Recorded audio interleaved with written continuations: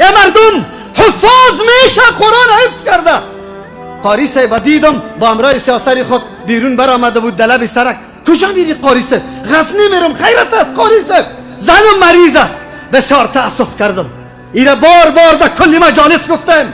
بسیار تأسف کردم که قاری صاحب 30 جیز قرآن در سینه خود جا داده، لیکن افسوس که الحمدلله را نمیفهمه. که الحمدلله چی مطلب داره؟ الحمدلله چی مطلب داره؟ تمام صفات کمال مخصوص کیست؟ تمام صفات کمال مخصوص کیست؟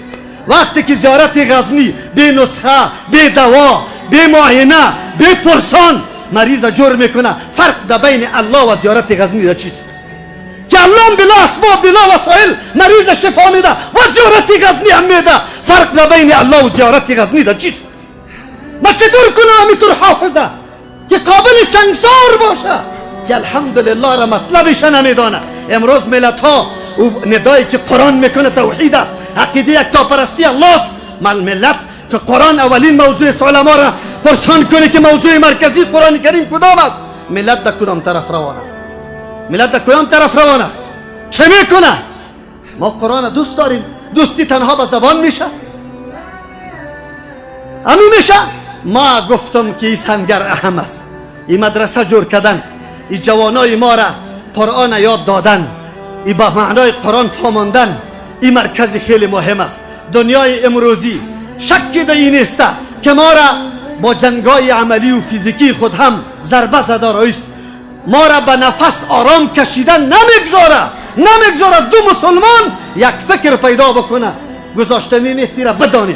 کسی که یهود و نصارا را به الله قسم به دوستی میگیره، ای ملت آگاه باشه که ایمان در کله باقی نمیمانه.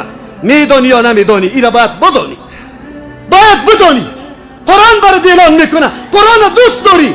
یا ایها الذین آمنوا لا تتخذوا اليهود والنصارى اولیاء. قرآن برات میگه، همین قرآنی که دوست داری همین برات آواز میده. اما تو قطعش خیشی را شروع کرده ای. امروز ملت ما عقیده به قرآن نداره، به رضاکت الله عقیده نداره. بزرگای ما میخیزه میگه این پیمان امضا شود که یهود و نصارا در سرزمین ما باقی بمانه. زنی ما آرام نباشه، خودی ما آرام نباشیم. ما میمیریم.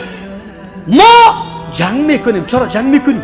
اگر تو قرآن داری، موضوع مشترک ما، محور مشترک ما کتاب الله متعال است. الله برات گفته واعتصموا بحبل الله جمیعا ولا تفرقوا. قرآن دوست داریم. با قرآن چه قسم عمل میشه؟ ما چی؟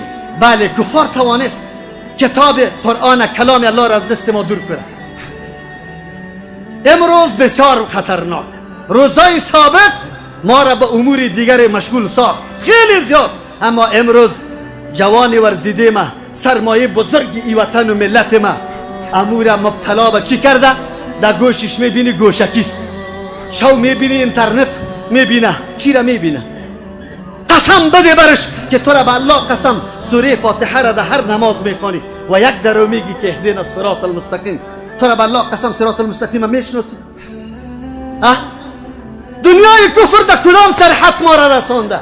اما تأسف در اینجاست که کسی اقدام کنه و این مراکز زنده بسازه و 4 دانه جوان ما را در گرد قرآن جمع کنه، برای از یا دین نشان بده، مسئولیتش انگشتنما کنه که ای جوان، مسئولیت آینده در دوش توست. امی ایمان، امی صحابه، امی دین، امی صحابه دینی وطن به ما تو رسانده. ما تو در کجا رساندیم؟ در خانه خود عملی کردیم؟ سری خود عملی کردیم؟ داد میزنیم؟ پیشتر مولوی صاحبا گفتی مردم افغانستان خوب مردم است، خوب علماست. عجیب است، عجیب علماست که تعالی را ملتش توحید نمیشناسه. عجیب علماست که یک مسجد ما بی قبر نیست. عجیب علماست که بزرگترین مرکز بعد از این مردم در نوروز در قبر موهومی سخی میره، در اونجا دوره ها میکنه، در اونجا نیازها میکنه، در اونجا دادخواهی میکنه.